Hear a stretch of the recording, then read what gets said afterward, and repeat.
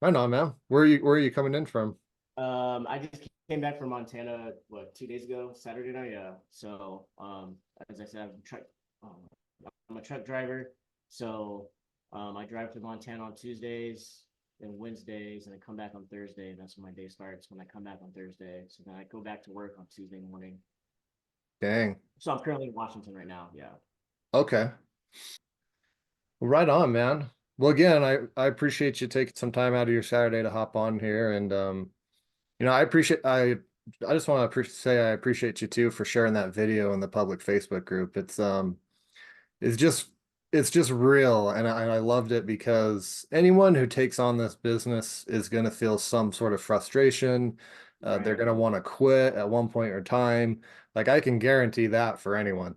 Yeah, yeah. And when I was like doing it all and going through it, I was like, oh man, now I see what Nick was talking about this whole entire time. Because once you go through it, you you fully understand what's going on and what the cost is of doing all this. It is it's very draining. I'm not even gonna lie, it's draining.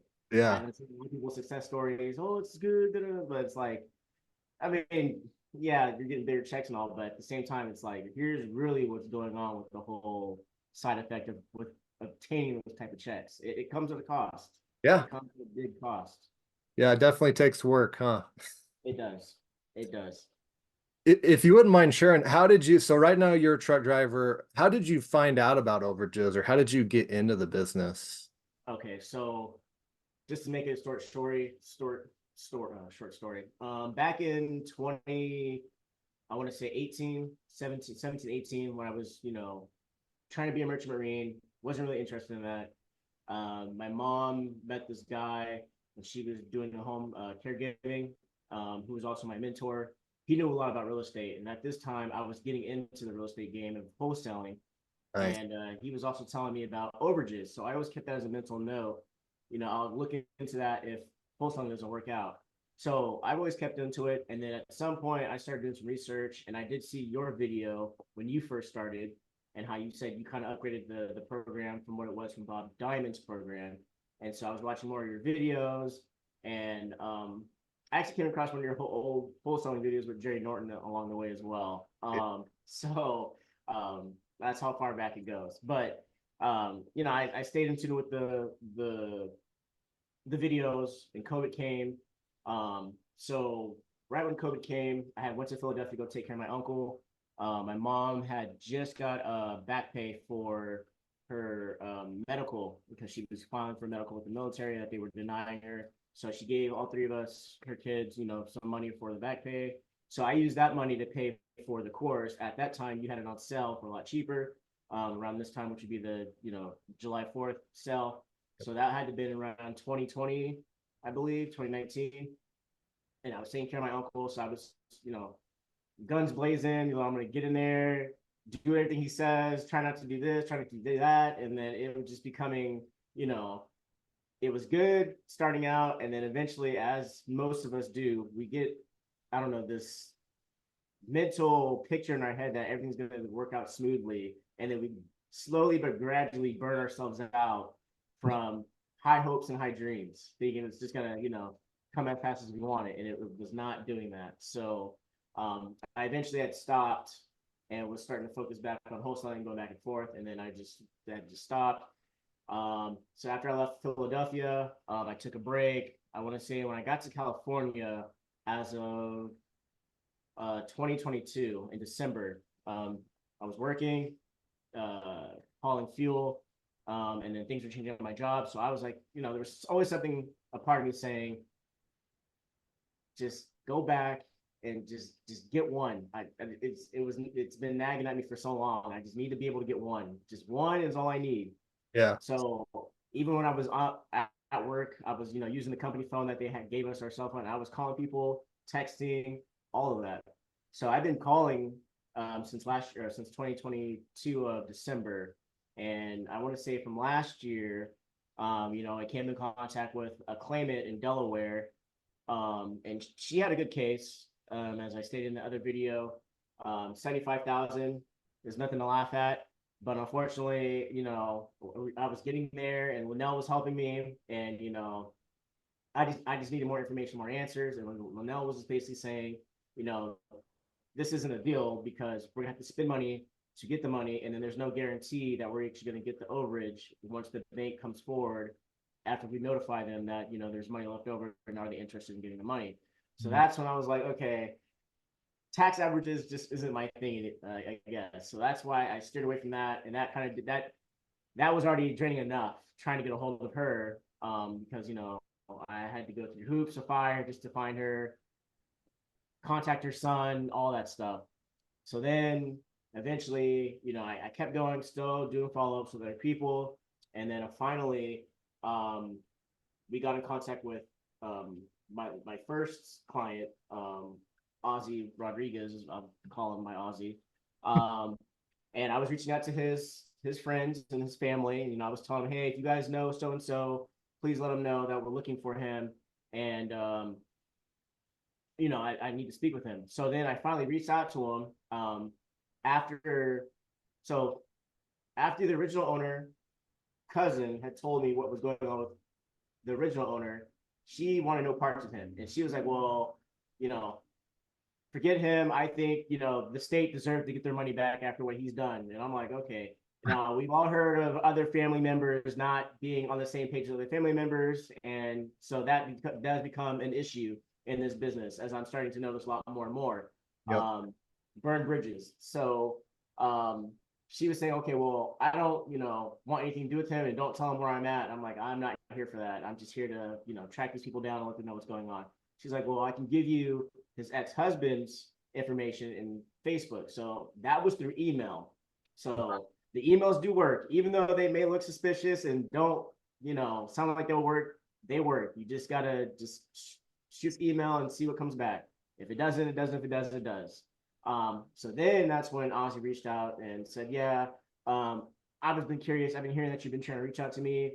I'm thinking you're my ex-husband's friends, trying to harass my friends and family. And I'm like, no, no, no, no. I have no parts of that. I'm here to let you know that you have some money, at the courts for the foreclosure. And he's like, oh, okay. He's like, I was always curious what happened with the foreclosure, because he was warned. He was, aware that the house is going to foreclosure, but he didn't want it to go to foreclosure. He wanted to take the house before he even went into foreclosure. But at the time they were going through divorce, so he just let it go. Yeah. So, I told him, here's what's going on. You're looking at maybe 25,000 is what they're saying, but you're going to get maybe half of that. If we could find your ex-husband as well, we could be able to split it. But for now, you can only get your part. And then if he comes forward or wherever he's at and decides to claim it, then he'll get his half. But for now, we can only just get you, and that's all that matters at this point. So it took a long time. And I had to, tell him like, hey, I'll update you here and there when I get word back. This is what's going to happen. But, some of these cases do take 2 weeks if you're lucky enough. Some cases take 6 months to a year. Some take even longer. It all depends on how fast you want to move. And then after that, we're basically at the grace of the courts at this point. So, and then that was really it. And so at doing the whole process is definitely mentally challenging, exhausting. This business is definitely, it's very, very hard. As I've explained to most of my friends, when I've talked to them about it, like, oh, what do you do? I was like, well, I track people down, kind of a bounty hunter, I guess you could say. But, Yeah. this is, it's not a cakewalk. If I could say versus this to wholesaling, I would say this is definitely a lot more challenging than wholesaling. Only difference is with wholesaling is you got to sit there and negotiate on pricing. With here, you kind of got to just do as much as you can and see what sticks and what doesn't stick at this point. Yeah. So, That's a great story. I mean, it just highlights kind of a lot of the challenges of the business. Number one being finding these people first off. yeah, I mean, it sounds like you had to talk to multiple family members before you even got a hold of him, I did. which can be very common. A lot of people I think go into this thinking, oh, I'm just going to contact the person and we're off to the races. And while that can happen and does happen, it's not the norm. Right. You have to talk to multiple people before you actually find the person that you're looking for. Right. Right. And then the second part, and I think this is kind of the most, it doesn't sound like this may not have been the issue in your case, but a lot of people just don't believe it's real. They think it's too good to be true. Nah, it's definitely real. It's definitely real. I can even tell you once I did my first wholesale deal, a lot of people were telling me what I was doing was a scam, and then it turned out not to be a scam. So I knew after I came across your course, I just knew you weren't one of those people out here scamming and selling, BS on a stick. I knew you were legit. Unfortunately, there's some people out there who just buy courses and multiple courses and then start dibble dabbling from each course. Which me personally, I don't think that would be. I don't think that's really recommended. I think you should stick with one person and then just follow their course all the way through. If it doesn't work out overall, then go buy a different course to see if that's to your liking. It's kind of like you know, mentorship. Not every mentor is going to be for you. You pick the mentor that suits your style of how you do things and what may work for you. So I've only bought your course and stayed with your course. Any video that you post on YouTube, I'm watching, regardless, whether it's stuff I already know, stuff I don't know, someone else's success story. Because I'm not gonna lie, we need motivation with success stories, with some of these businesses and stuff like that. So it does help. It does help. So yeah, it's definitely challenging for sure. Yeah, absolutely. Well, I mean, thank you for, sharing your story and sharing your success. And I wish folks would share more of their success stories with me. There's a lot of people that I know, have done deals and then it's like 3 or 4 years later they finally tell me, "Hey, I did this, I did that." I'm like, "Why didn't you tell me when you when you got it?" Right, right. And I will say this, for all the new beginners out there, and people coming in, um, don't get discouraged. It is going to be challenging. So the mental overload is going to be there. It's going to be there. The best thing you could do is keep your expectations very low. Okay. But also at the same time, don't overwork yourself. Mm. Um, there's too many leads going around for you to worry about one person in particular. Me personally, I wish I had a VA right now, but obviously I didn't make enough to do all that, and I still don't have enough. But I will say one thing Patrice did say, I think it was a couple months back when I went into the Texas market.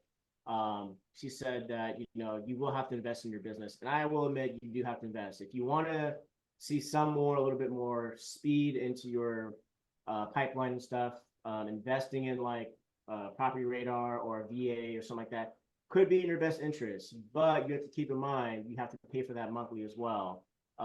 So for now, for me, the best interest for me right now is to continue to use these. And once these are gone, then I can go out and go get a VA. So, because I really would like to get a VA, but now that my schedule and my work schedule has changed, I could do all the calling now since I have more time. Because before I was, working at nights, coming home 6 o'clock, 5 o'clock in the morning, still making phone calls, texting people for 3 hours, sleeping until I don't know 4 or 5, catching the bus. I didn't have a car when I started all this when I came back out to Washington either. So it was, a lot of it was on the go.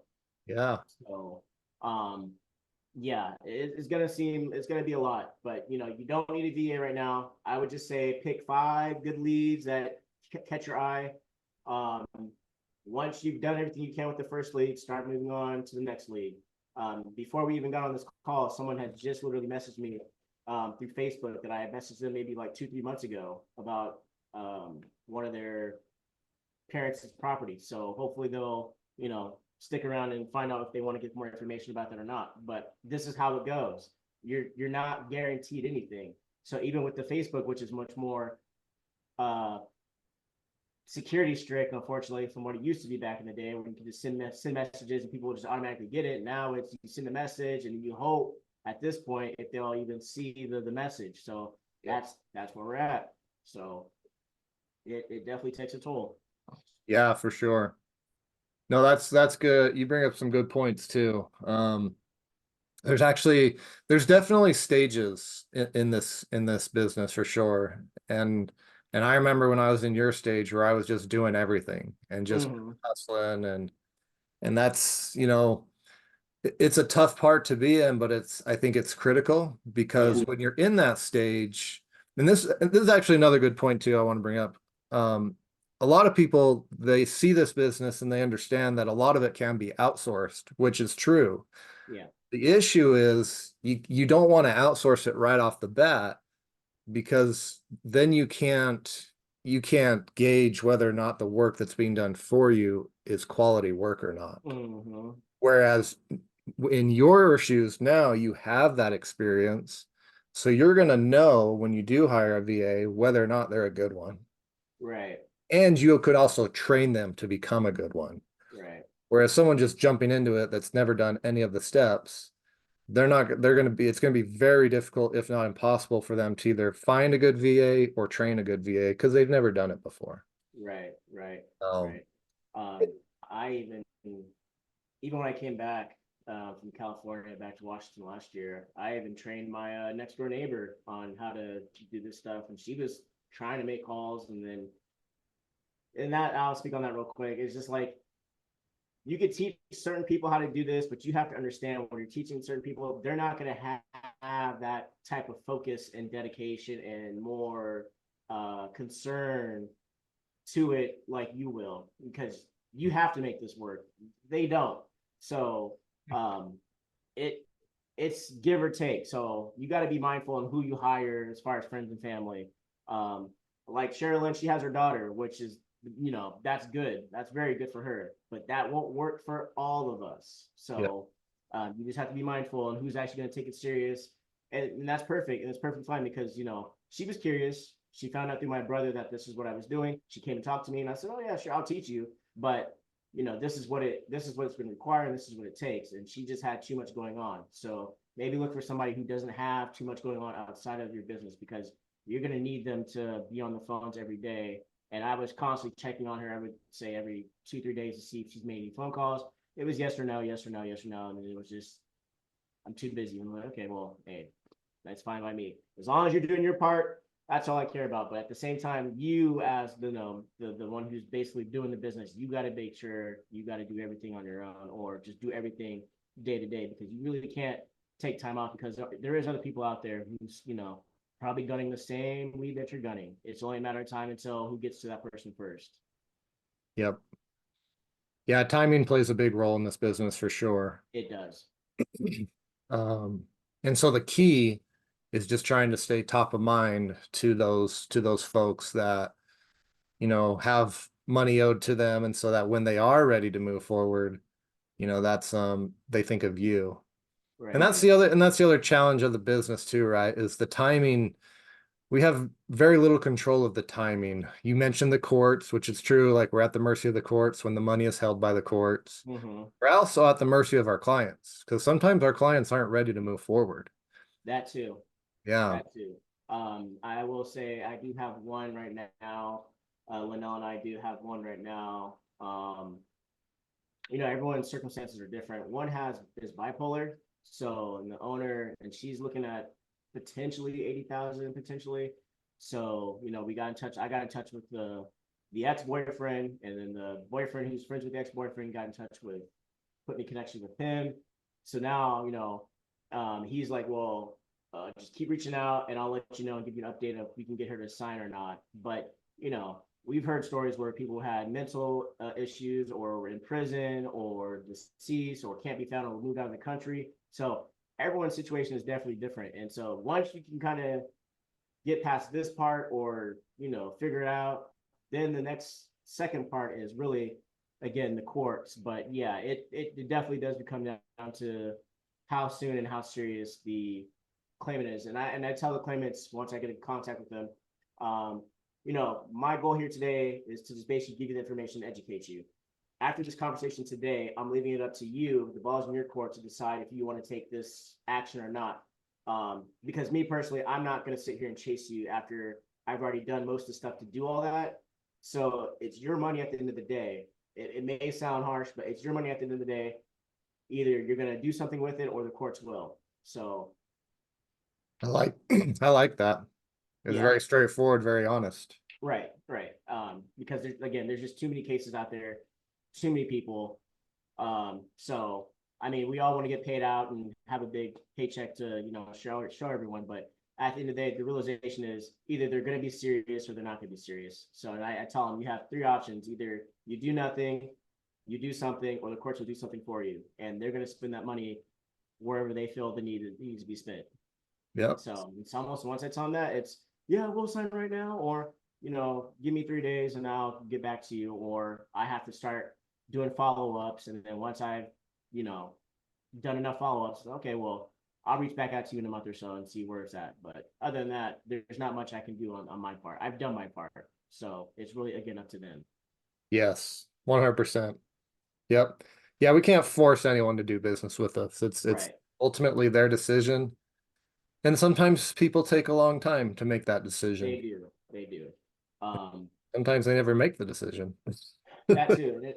And I've also noticed in my earlier stages, which I will admit and suggest for other people coming in and starting out not to do, is bombard them with too much information after you finally make contact with them. Because what will happen is you'll burn yourself, and then they're going to mess around and go to either someone else or go get a lawyer on their own once you've given them all the information. So um, try not to have a scarcity mindset of, oh, this is my one and only chance to get a hold of them. No, just tell them, hey, I'm reaching out because you have some money left over potentially. We need to set a schedule to time to talk. And if they say nothing, okay, that's fine. But just do follow-ups on that at that point. But as I found, there were some people that I had came in contact with, did follow-ups to see where they're at, and they got lawyers on their own. Mm. So once they've done that, I'm not going to sit here and say, well, you need to come sign with me because I was the first one to get it told you.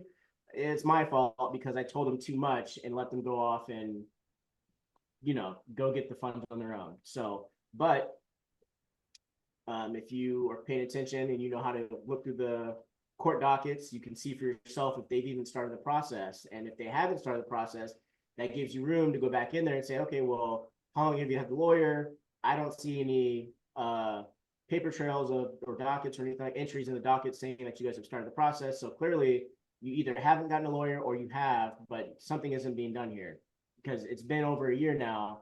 They would have put something in within the first 3 to 6 months by then. So you still have time, but try not to do too much, but also just do enough to get you in the door and in a better position. But I can admit there was times where I was overloading the client with too much information, and after they were feeling some type of way because I was reaching out to their friends and family, letting them know, hey, I'm looking for them, and it's like, well, we don't know the numbers or the information that we're given is belonging to you.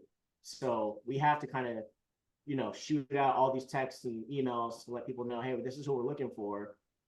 Had you said something in the first time, then that would have minimized all this. But Yeah. this is part of what it is. It's funny how I know what you're talking about too. Sometimes people get upset because we reach out to relatives, and I mean we're not giving away information to people. We're just letting them know, hey, I'm looking for so and so. Can you help me? And I think they assume that we're telling everyone that they went through a foreclosure and that Right. it's their home, and that's not what's going on. But it is always interesting too that they will eventually respond, and usually it is from a number that you had on your list or your sheet. Right. And it's Right. like, I contacted you weeks ago. Why didn't you respond? Right. Usually it's Right. like, well, I thought it was a scam, blah, blah, blah. It's like, well, it's not. So yeah, and hey, trust me, I said the same thing when the other one hit me with, "Oh, well, you're harassing me." And I'm like, "Look, lady, I didn't know this was your number. Had you said something sooner, then this would have happened. But unfortunately, I can't go off of, oh yeah, I'll reach out to them and I'll let them know." And that's another thing. If someone should tell you, a friend or family should tell you, yes, I'll send the message. No, you got to keep going. You got to keep sending more messages to friends and family, whether it's two more, three more, four more. You want to kind of, in a sense, bombard them, but make it a point that you're trying to get a hold of them because this is important. So the sooner you get in contact with this person, the better off you'll be. And the quicker you can possibly get through the process and get them started and get them going. But I typically don't go off of just one person or family friend saying, hey, um, I'll let them know. I'll send the message because you don't know if they're going to send the message. They don't even know if you're even a legit person. So, in my text messages when I'm texting, I always put that I'm accredited with the BBB. And now that I have my first review, they can now go on there and see that, this is the first person I helped. This is what he said. He was sketched about it too, but he was thankful that we came back and were honest, and he got what we, offered him. So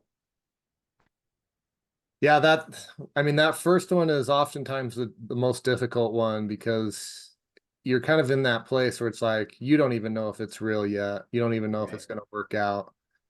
But once you get that first deal completed and that first check, it's like, oh, this actually works. Mm-hmm. Yeah. Oh yeah. So yeah.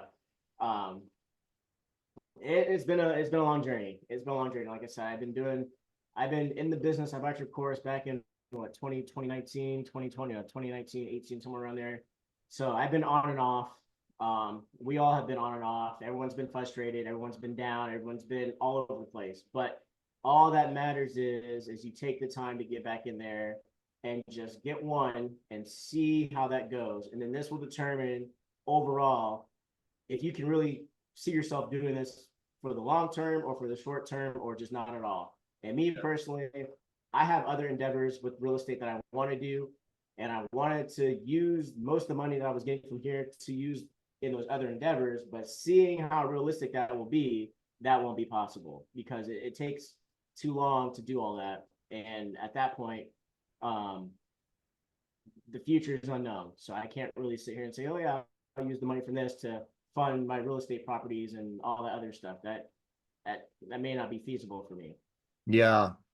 Well, the issue there too is it's really hard to do multiple different businesses at the same time. It is. If your goal is to acquire like rental properties, it's my recommendation would be focus on acquiring rental properties. Right. Someone's Right. goal is to flip houses, focus on flipping houses. I mean, there are some people that can pull it off, right? There, you hear about these companies that wholesale and fix and flip and do new Mm-hmm. construction, but they're so rare and and Right. don't understand and like they have such big teams that they can do that. If you're a small business owner like us, it's really, really hard. Right. And Right. that's Right. in my journey too. I actually didn't actually see success until I focused only on overages. Because Right. I was a realtor at one time. I had done some wholesale deals, like through Jerry Norton's course, and had done some overage deals. And so when I left my job, I was like, okay, I've done all of these things. I can do all three and be successful. And that was not the case. And that's why it took me so Right. long to actually get Right. profitable, is because I was fiddling around with wholesaling and being a realtor. Mm-hmm. And then I was like, okay, I'm going to pick the one that I like. So I picked overages. That was the one I liked the most. And that's when I finally started getting momentum and seeing success. I was like, okay, I've just got to Mm-hmm. focus on this one thing. Yeah. I can definitely agree with that. I And can. so it's good too. Like, I mean, and that's also why I try to kind of post what I do post, and and that's why also I'm so grateful that you decided to share your story, is because it's okay. It's okay to start this business and maybe do a deal or two, or maybe you don't do a deal and you Mm-hmm. realize this isn't the business for me. And that's totally fine. Right. It isn't a business for everyone. Right. Right. Um, and so it takes I think it's wise to be able to look at it and say, I don't think this is going to help me accomplish my goals. So Right. I'll do Right. something else. And that's Right. totally cool.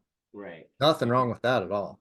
that was just me being transparent with myself in the first video after everything has finally fizzled out and said, okay, we could take a break, but not too long. But at the same time, we need to get back out there and still go hunt for new deals. So Yep. yeah, and I think that's what a lot of people want is for it to work, but you have to understand it either it is or it isn't. It's really up to you. If you really want to continue to do this, you have the right to do that. If you don't, you can always come back. It's not going anywhere. It's Yeah. really not going anywhere. And I think that's where people get hung up is like, well, I don't want to leave and start over. I mean, you're going to start over at some point eventually, but it's not going anywhere. It's really not. So, and I'm for me personally, that's where I'm at. It's like, yeah, I'm thinking about doing this and I really want to do this and get out there. But at the same time, it's like, I don't want to leave, but I want to, continue. But it's like, so like I said, now that things have changed for me at work, now that I have more days off, I now have time to actually focus on this with the 4 days off, use the time wisely and focus 3 to 6 months. And after 3 to 6 months pass, then I'll have a good determination. Okay, this is what's happened. This is what I like.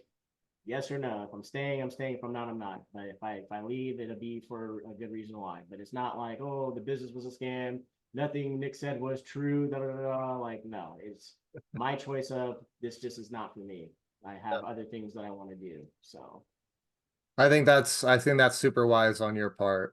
And you know, it's I think that's a big mistake people see as well or make is that they don't give themselves enough time. yeah, Or they don't put forth the effort. Like they might go really hard for a month or 2 months. 2 months, yeah. Probably not gonna cut it. 2, 3 months, yeah. Soon as I tell you right now, as soon as we get the course, everyone's guns blazing, everyone's out off to the race, and then within like 2, 3 months max, you've already burnt yourself out. Nothing's coming of reports. You're getting a lot of scam text backs or people cussing at you, which I've had, but I'm used to that. I'm used to that.